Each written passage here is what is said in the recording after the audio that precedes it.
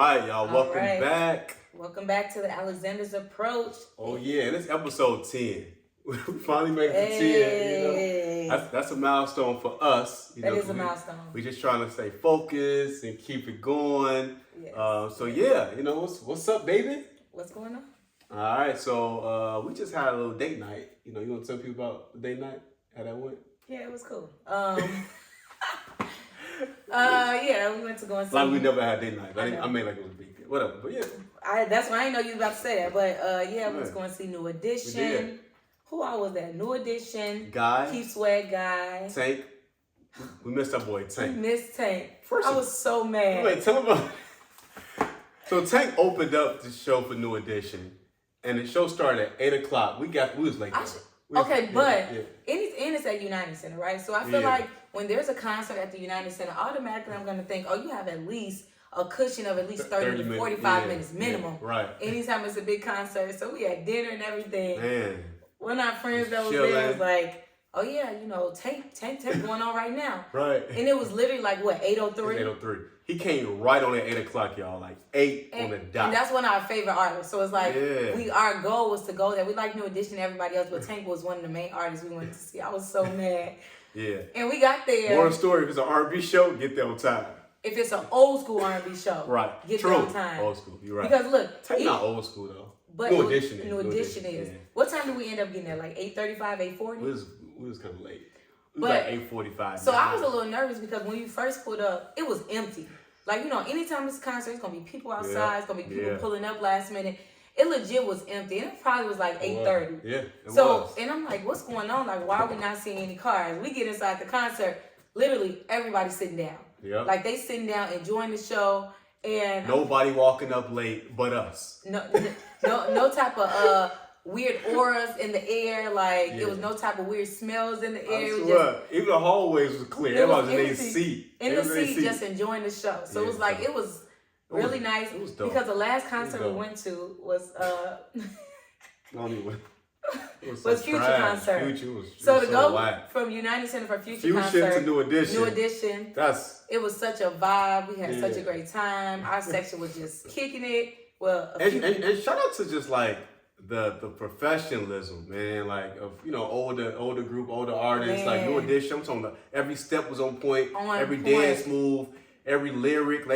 Everybody was there, including our boy Bobby Brown. You know what I'm saying? Like everybody was there. Yes, that's definitely one of my favorite concerts I've been to. When I see how they killed it, so I think they still on tour. So if y'all can catch New Edition, make sure y'all catch it. New Edition, Guy, Tank. Just go on time because they're going to start that show on time. Okay? What's somebody else? Keith Sweat. Did you say Keith Sweat? Keith Sweat. Johnny Gill, of course. A little bit. New Edition. Johnny Gill did an amazing job too. Keith Sweat was tripping. Keith Sweat. I don't know what. He was tripping. You know what's crazy though? Like I was amazed at how many women were like thirsty for Keith Sweat. The aunties. But not thirsty as like as far as his music and stuff. Like they like wanted Keith Sweat, like ready to throw the pennies on the stage, wanted him. Still like, got the juice. Yes, I'm like these women acted crazy, but I guess ain't dead. Yeah, and I guess like they kind of reliving like who was there. I guess you would say like Trey Songz or Usher, some of their time, because they were ready. The aunties were ready. That's how you gonna be for Trey Songz in 10, 15 years? Hell no.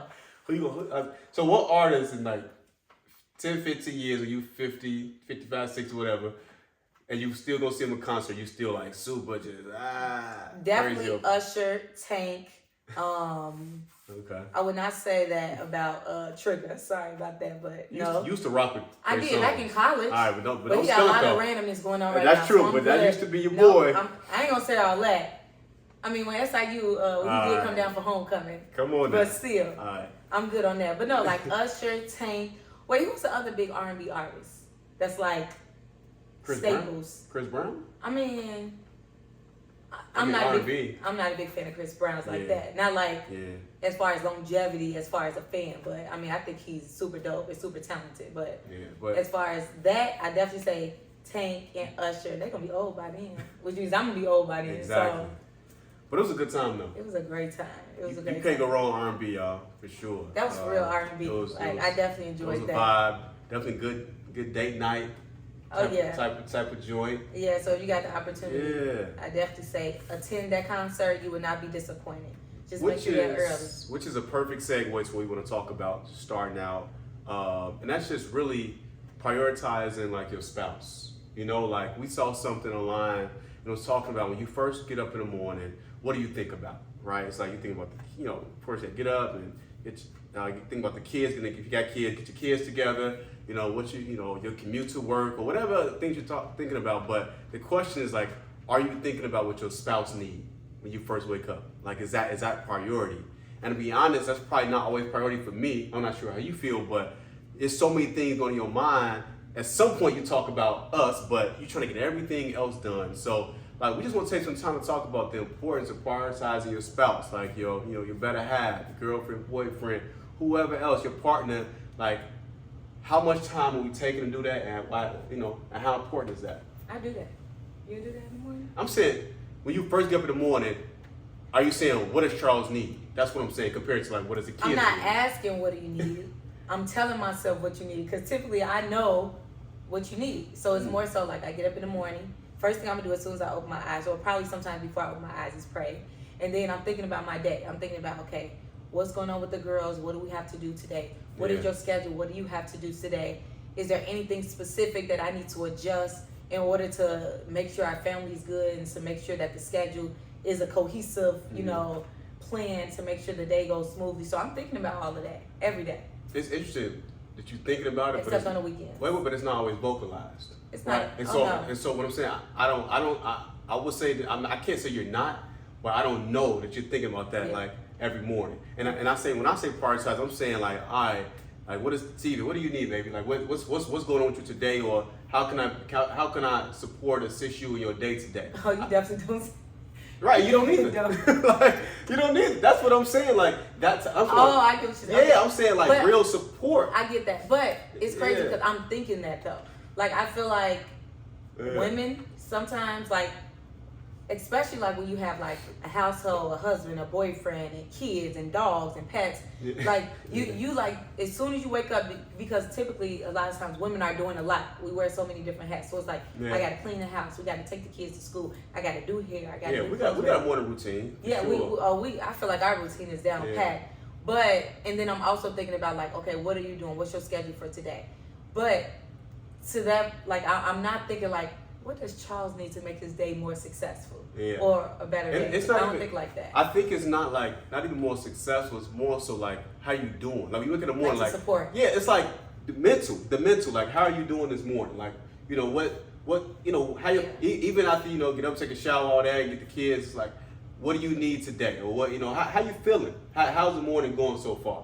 Like just being like a clear present support to your partner. That's a good point. And I think the intentionality is there, but we don't vocalize it. We don't focus more on that. And I think that can make a difference on a daily basis. And I just don't think that's something that we normalize. Like, no. And now that you call it out, maybe I start thinking about that more. But I feel like we just do it without actually specifically saying that. But like, how you doing today? How you feel? How you sleep?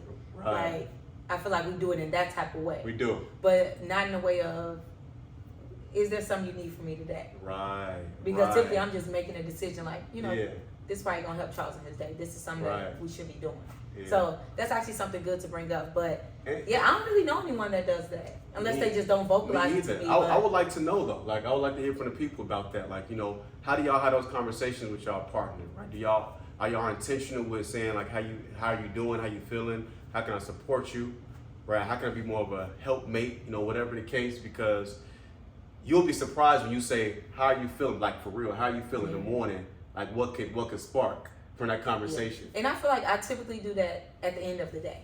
So after we went through all the craziness, typically I'd be like, how you feeling? How was your day? Well, how was your day? Yeah. Right. So it's like, maybe being more intentional about that in the morning. But I just feel like in the morning, I'm like, it's go time. It's go time. Yeah. And that's what I'm saying, because we got a routine. Sometimes routines can be detrimental, right? Because you're so stuck in how certain things should go, you forget about what should really be happening, right? Or what more can you do? So, like, that's something we should definitely probably be more intentional about in terms of like just supporting each other when we first wake up in the morning, because we know all the other things gonna happen, getting the kids ready, and all the things with work and all that. Those things are going to happen. Yeah. But I should be focusing on like how wife doing, like, you know, what you need from me this morning.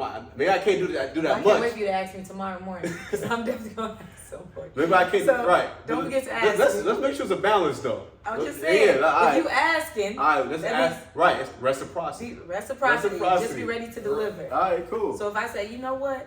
I need some batters and berries this morning. Like, that's really something that's going to change my day. We got batters and berries, you know. That's something that's going to change my day. I expect you to help me to make that happen, right? We can work on that. Baby steps. But the point is, like, I hear you. Prioritizing, like, your spouse. And then, of course, we talk about date nights, right? So start off in the morning, all that. But then, like, even that extra part of making time. Because when you have kids and you have, you know, your career, you have businesses and you're doing all these things, right? I think something gonna fall behind. Something gonna fall. You just can't be great at everything. Always. Right? Like, you just can't. Especially if you like working 9 to 5 and all that. Like, something's not gonna. Something gonna suffer a little bit. Yeah, out of that 100%, something gonna be at the bottom. So I feel like even when it comes to like dating, when it comes to just spending time with each other, I agree. We even got to be intentional with that. I agree. Like, how many times a month we're going on a date, or what we want to do this week, or that. Like, if we don't do that, we look up. It's 6 months. We've been on maybe 2 dates. Yeah, that's a problem. Yeah. We definitely can't have that, especially I think in a marriage. Like, we've been married. Dang, how long have we been married? Almost 7 years. August, 7 years. Oh, child, that's a long time. We try to get to that 10. That's crazy. That's crazy. Let's get to that decade. I definitely think date nights are important. I think it was a time when we weren't doing date nights as much, and like we were just focused on like business and buildings and all this, and we were like, dang, like we're not prioritizing like us. We so focused on business and kids that we forgetting about like date nights and fun stuff for us to do. So I definitely think it's important, like in marriages, to prioritize the relationship, the personal time, and just making sure that you're intentional with that. So yeah, that's real. Well, let's do it. Let's put more of a clear effort, focused effort. Yeah. Or just doing things. I agree. Fun things, I agree. But I just don't think. I don't think it's realistic to, especially with our lifestyle, to say, okay, every Thursday we're gonna have a date night. Nah. Like that's not gonna happen. We can say like twice a month though. We say something like that. Yeah, let's not put a date on it. Let's just say, twice a month. Right, we say twice a month. We look up at the third week of the month. That's true. Yeah. That's true. Now we gotta knock out, 2 real. That's true. But it's just sometimes when you try to put like a certain like time frame or certain dates and it doesn't happen, now you feel like, dang, we said every Thursday. So, but I do think, 2 times a month, be intentional with it. I think that's a good idea. I think we do well with that now. We're getting better. Much better. We're getting better. For a while, we was. Yeah, I prefer to stay home always. You do. You're definitely a homebody. People never think that, but Tiva is really a homebody. It's crazy, but that's my zen. That's my safe space. I actually hate leaving the house. Like if I could stay home all the time, I would stay home all the time. Like I think Friday is a very important day out the week. After you done worked real hard on the week, Friday is like you gotta go out, you gotta get out the house, you gotta do something. Says the entrepreneur who does not have. But I'm saying you gotta move around. See, I think you still jaded from like when you basically had a 9 to 5, because every week when he had a 9 to 5 on Fridays after work, I kid you not, every Friday at 5 o'clock. What we on tonight? What? We going home? Like, Friday's still and this was before kids. He always wanted to do something. But being an entrepreneur, I don't mean I'm always like on the go. Like I'm not on the go every week or every day. But still on Fridays, you still like, it's Friday. And I'm like, okay. We can. Right. Hey y'all, Friday's important. Y'all need to get out the house, enjoy yourself, go out of town, go to some events, have a vacation, whatever. Just really enjoy yourself. With a nice heated blanket. And ain't nothing wrong with that. Hey, sometimes shy with some chocolate chip cookies. Is upon us. So we ain't sitting in the house. Better believe it's time to. It's so crazy. Like a lot of like people I work with, they from out of town, and I was talking to a coworker, and they were like, "Man, Chicago." They just moved to Chicago. They were like, Chicago, it's cool. Like, but I heard the summer in Chicago is like where it's at. I'm like, summer in Chicago would change your life. No just better wait. Place. Like that. Don't catch us November through like February, March. That's what. April, May even be a little iffy, but. June, July, August, September. Oh yeah, this is the place to be. It's the place to be. Yes, I love summertime shopping. That's why it's always weird when we travel, even when people travel to somewhere hot. like in the summer, in July. I was just saying that too. It's like, why would you leave Chicago? I mean, maybe okay to go to a beach or something, I understand, but you can do that in October or November. That's but true. I can't, it's hard to leave summertime. You always say that. He never wants to travel in the summer July? to warm places. Like if I said, let's go to Houston in That's July, he's like, we can stay an in Chicago. Because it's still going out of town. I know, but you know, we got limited time in Chicago. See, that's the problem with Chicago. We got about what, 12 weeks? They be trying to fit all of the fun in such a small period of time. That's all we got. We gotta make it work. I hear you. Yeah, so y'all travel, enjoy, prioritize your spouse, all that good stuff. all that. Yeah. So next thing I want to talk about, like I really want to talk about everybody loves designer clothes, right? Designer clothes, designer bags, designer shoes. Well, not everybody, but a lot of people do. Which is great. Some love more than others. Yes. So, you know, a lot of people have those nice things. They work really hard for those nice things. Yeah. But then you have, like, some people that don't. Like, so I feel like lately, or maybe it's just, like, the new generation, like, nieces, nephews, like, they are all, and kids in high school right now, they're all fans of designer clothes and items. Yeah. And they don't even have jobs. So, like, to me, and, you know, we have a lot of nieces and nephews who are in that age range. And they can get jobs. That's the thing, too. Exactly. But it's like, it seems like that's a lost art. Like, when I turned 16, the first thing I wanted to do was get a job. And that's exactly what I did. Because I wanted to buy all my own stuff. And it's crazy because I wasn't buying designer. I just wanted to buy a car and just other nice little clothes. Right. But I feel like... That's what Echo, Anichi, you know, Jabot straps, fresh ones, a pair of white, pair of black, all that. Yeah. But like kids these days, like they don't even want that. They want like the Gucci, the Fendi, the Prada, the Marc Jacobs. They don't have jobs. They don't want jobs, but they keep their hair done. They keep their nails done, and they get them eyelashes. Lashes they done, and they design it out. So it's like to me, I'm like, are we just outdated? I don't know. Or is it access to though? Because think about it. Social media probably has a lot to do with it. Right. No, what I'm saying, I didn't have uncles and aunts I can call and be like, can you give me this purse? Yeah. No. Can you give me a Gucci shirt? Yeah. Like, can you buy me some Burberry? Like, I didn't. Because then for us, it was Iceberg. It was expensive, right? Super expensive. Or like... I would call and ask for $20. Barnes Malone. Asking for... Yeah, it was like stuff like that. That was like, it was... $800, $900 purse or shoes. I wasn't doing that. Right. But they do that though. They do it. They think nothing of it. Like, they don't think nothing of it. Can you send me cash out me $100? I'm like, what? just so like casual. So casual, like it's nothing. So like this led us to thinking about like at what point do you buy your kids like designer clothes? Because technically you buy them designer clothes for yourself. They don't know. They have no idea what they're wearing. They don't even care about that. Well, the little babies that's wearing the designer, they don't know. They don't care. Yeah. But these like teenagers in high school. No, I'm talking about I'm saying like 7, 8, 9. I'm saying like little kids, not even high school right now. But I'm saying like as far as the little kids, I mean, I think that's just more so for the parents to kind of look like, oh well, my kid got Gucci shoes. They have whatever, a Fendi shirt. And that's more so for the parent because, of course, the kids don't know. But even, like, thinking of older kids, like, at what point, like, for our girls, like, what point are you going to say, okay, you want a Louis Vuitton purse, I'll buy it for you. You want a that sounds $1,600 purse, I'll buy it for you. At what point will you do that? Now, just think, what if you have a good kid, right? Good grades. Maybe high school. So like 16? I don't know. Maybe.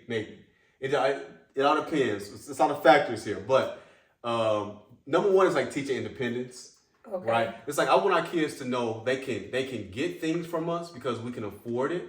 But they also need to know they need to work for things as well. Right? It's like, I know my parents get it for me, but they value me working hard or me like, doing something in order to receive whatever. So when you were in high school, what's that place that you said, that you love? I remember one time you had a story where like your mom bought you like the little outfit and you felt like you were like really stylish. Oh, that's the first time. That's the first design. It was Burberry shirt. Oh yeah, Burberry shirt. Did you work for that? No, not really. But listen, this is the thing. I did it. But that's the only one item I've ever had that was like nice for real as a shorty. But I'm just saying, you were in high school. Right. That's true. That's true. I mean, I was a good kid though. Like my grades was my grades was good. I had no issues. But she got me there. It was like a big time. It was like Kim would always had talent shows, and that was like when everybody like get a nice outfit, everybody get their freshest. You were fresh. You couldn't tell me nothing with that Burberry shirt. I'm just. Oh, and I think she got me like the bucket hat. The bucket hat too. That's actually very. Actually, went to Burberry store, Michigan Avenue, and I was super excited. But that was the only thing I ever got. And that was. But you remember that you always talk about like that moment, right? I do remember. So it's like if your daughter comes at 16 and wants a Louis Vuitton purse, she gonna always remember if you get it for her, right? That's what I'm saying. Likely I might be open to that. I'm not saying I won't.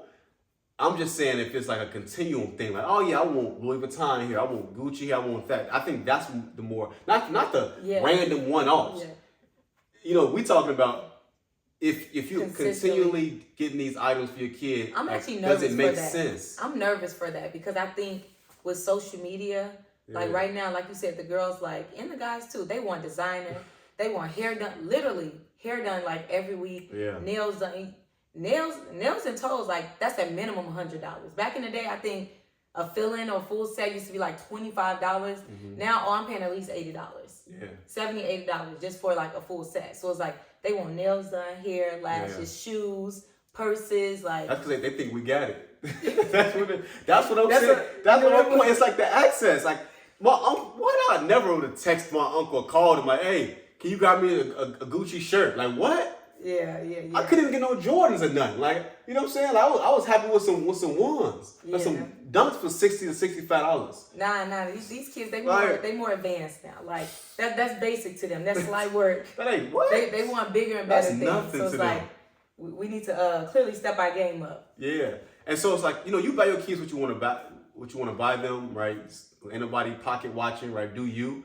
But I do think sometimes when we buy our kids designer clothes or a lot of designer clothes early on, like in their mind, because they're going to get older, right? When they start to recognize what you're purchasing them, they're going to want that now. You got to keep like it going. That's the norm. And it's different buying a pair of like little like Gucci shoes for a little kid compared to buying it for like a 16, 17-year-old when he went to size 10 or 11. Size 13 right. shoe, like that's a big difference, right? Yeah. So it's like, you definitely starting them off with something that you may have to be consistent with. So that's something to think about. But and it's not like your kid can't look nice if they don't have on Gucci. You know what I'm saying? Or Louis Vuitton. I don't want I don't think it's necessary. And I think sometimes our priorities don't be in the right place. It's like I'd rather if I'm gonna spend $600 on some shoes for Bella for Gucci, well I can put that towards her college fund. Yeah. Where I can it's all about like what makes more sense to you. I agree. My kid got a whole outfit, it's $1,500, but I could have they're gonna outgrow that in a month or so. I could put that towards something else to just that's more substantial. But if you got it. If you got it, I mean, it's like, do you? Boy, I know you won't. Do you? But I'm just saying what makes sense to me, my opinion. I mean, you know, money's meant to spend, right? Yeah, it's also meant to save. Right? To you. I mean, everybody don't think like money's meant to spend, to save, and like hopefully to invest in, carry it, you know. But everybody don't think like that. I think everybody thinks differently about money. Some people's like, as soon as they get a check, they're gonna spend that check on Jordans. And I just seen in my whole career, like people get paid, they gonna spend it on their outfit for the weekend. You said the Walmart associates, they used to be on. Yeah, they used to get their check. They used to get their check and go right next door to the store and wait in line for their Jordans. Yes, back in the day. But were they teenagers though? They was probably older, right? They weren't teenagers. No, they were like 22, 23. They would literally pick up their check, go right next door to the store. How much you think check would be like? Every 2 weeks. Probably like every 2 weeks, maybe like 2,500 or 2K or something like that. I mean, that's decent. I don't know. No, you supposed to be way less than that. It was minimum wage. You were saying like 600-700. Yeah, some of them was. Yeah. Some of them was. And they'll go right next door. But they didn't care. Like, I feel like if you don't have like bills. So it's like if you don't have a mortgage, if you don't have daycare, if you don't have car notes and insurance and phone bills and stuff or like rent in general. Or just rent. It's like your money, you can do whatever you want. That's very true though. If you got a chance to live with your parents after college, listen, do it. Stack your money, save your money, do it for 2 to 3 years. Yeah. And then you could just that's the best way to do it. Live freely, live. I wish I had that option. I know, right? Because a lot of people that do that, I feel like that just literally sets them up for success, opposed to getting right out of school and getting careers. My sister, she looked out right out of college. I did stay with her for a little bit. You know what I'm saying? You did. I definitely had a little cushion. So shout out to Big Sis. Yeah, appreciate I stay with my sister too. I stayed with, how long I stayed with her? For a few months. Yeah. Yeah, so that was actually a little clutch too. All right now, so. All right, so yeah, when it comes to that designer, what are y'all doing? Like, what is there a certain age that you think kids should be allowed to ask for designer items? And are you willing to buy it for them? So if you have a 16-year-old, like, what is the age that you're willing to buy the designer for them? I don't know, but it just sounds so crazy to me to have a 16-year-old and thinking about buying a $1,600 purse. And I just said it because I know, like, girls love purse. We just bought our niece a purse that was what? It was only like $400. But to us, we were like, why are we buying you a $400 purse? Just because, like... Literally. But it's just like... because she asked for it. Just because she asked for it. So it's like, what are y'all thoughts? Like, do you think, like, teenagers should be allowed to, you know, have, like, designer items? Or younger. Or even younger. Or should they work for it? Like, just want to hear the thoughts on that. Absolutely. Yes. So speaking of kids. Speaking of kids, I'm a proponent, an advocate for kids to be able to speak their mind and voice what they feel, their opinion, their perspective. Because I think if they start young, as they get older, whether it's in the classroom, whether it's speaking up for themselves, they're not afraid to like say what they mean and mean what they say. And the flip side of that is that can be looked at as disrespect, specifically in the Black community, right? Like, you know, what I say you do, you know, and or like don't talk back, right? And so like I think for us, we be trying to find that balance of like our kids being able to have a voice, like it's say, you know, and ask questions or say, or we tell them do something, Bella say, well, you know, well why? Like, you know, why I gotta do that? Do we just answer that question, tell her, you know, instead of why, or we say, because I said so, right? And so this guy was saying, was watching, he was like, man, like, you gotta allow your, I ain't like the word he used, but he was like, you gotta allow your kids to disrespect you growing up. I'm like, wait, what?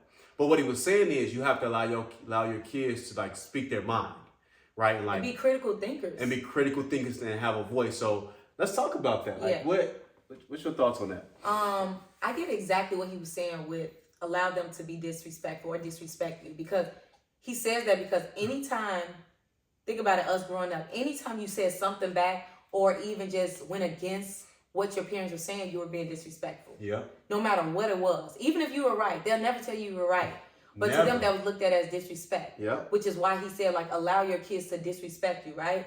Allow them to ask questions. Allow them to think critically about why they have to do something or how they have to do it. So I agree wholeheartedly with what he says. And I remember we talked about this early on when Bella was a baby.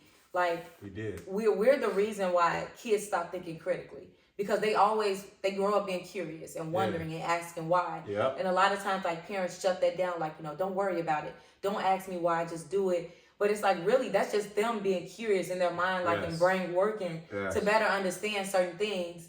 And we're hindering them by saying that. That's so true. So I agree with him. I seen a Facebook post or an article, it was like years ago, before we even had Bella.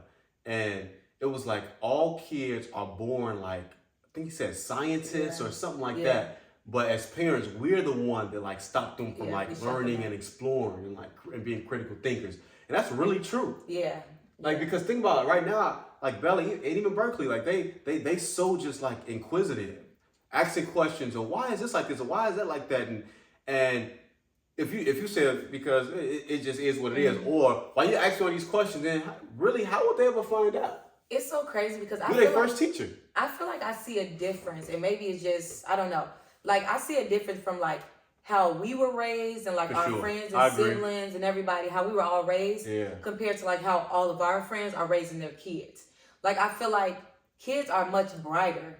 And not saying we weren't bright and smart, but it's like they have, like, the space and the capacity to, like, be critical thinkers, to wonder. And, like, and now that's, like, opened them up to so much more, like, exposure of just knowing certain things. And it's probably like lifestyle as well, but like I feel like I've encountered so many of my friends with their kids and I'm like, oh my God, like these kids are really smart and really like know things that I didn't know as a 6-year-old or as a 7-year-old. And the way they speak is so different than how I was speaking at 7 years old. Like our kids, she can have a whole conversation when she was 3 years old. And answer questions and ask questions. And I'm pretty sure I wasn't doing that at 3 years old. Yeah. Honestly, I didn't understand the importance of exploring the why until like maybe in the high school, college, really probably college. College to me, college was really teaches you critical thinking. It's certain classes for sure, but the fact that when your kids can be critical thinkers at 6, 7, 8, even younger, like who knows? These kids are advanced. The limits or how far they can go. They are so advanced. But now it's the other side to this too. It's like I also feel like there's a time and place, right? Or even there's a kid's place. You know, stay in your place when my parents used to say that. Like I still believe in that because I don't think kids should be a part of all conversations adults are having. I don't think they should, they shouldn't be privy to all those adult conversations because they take in so much. They do. And their memories are crazy, right? Yeah, we having a deep conversation. We'll look over, especially. Bella be like. Literally, like all and we like, go play. And then now we the old parents was like, back in our day, you couldn't even sit in the room when adults were talking, like, but that's just how it is. Like, they're around, like, they in the mix. So it's like, when you're talking about certain things, they are listening and they like taking it in. So I think you just have to be intentional. So I agree with that. All right, and then, but also, how comfortable are we to continue answering why? Right? Because sometimes Bella be like, listen to do something. She be like, well, why? All right, cool. We'll explain it. But why? Like she'll keep trying to. So then be like, okay. And sometimes it's messed up because honestly, it be times when she's right. Like certain things we'll tell her to do, and she'll be like, but mommy, that doesn't make sense because I just did that. And I'm just like, dang, just do what I said to do. Bella be right a lot. She does. Like she really does because she thinks critically and she's only 5 years old. So it's like, but you just got to accept that. It's like, if you know you're raising your child a certain way, just be prepared for what's to come later. Like, I'm nervous for 15, 16, 17 when they get older. Now it's like, oh, let's debate then. Because, let's debate. They get a little more sneaky. They smarter. They get a little more experience. But it's like you didn't taught them to have a voice. And I don't think it's going to be in a way where, they're disrespectful. Like, I feel like a lot of kids are just very smart and they're not disrespectful. But it's like, parents, I don't want to be a parent that's like. You don't make me think about. It's probably ego. Like it's the ego of the parents though. It's pride and ego. Because it's like if your kid right. Like why is it hard for us to be like, yeah, bro, that's a good point. Like you're right. But when we was younger, parents were not saying like you right. Oh no. It was never that. They never apologized. Oh no. They never said you right. It was like again, I said it, you do it. That's it. Just like on Instagram, it's like this is how parents used to apologize back in the day. They'll walk in the room like, you hungry? You want something to eat? And when I saw that, I'm like, that is so true. But that's like an abusive relationship, though. Mental. It is. It's like the same thing. And then as a kid, you're like, right.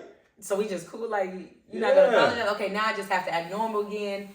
That this was the apology. This is all I'm going to get. But it's like, I think that's just something that we need to be aware of. Like, as we're raising kids and how we felt when we were in that situation and how we don't want our kids to feel that way.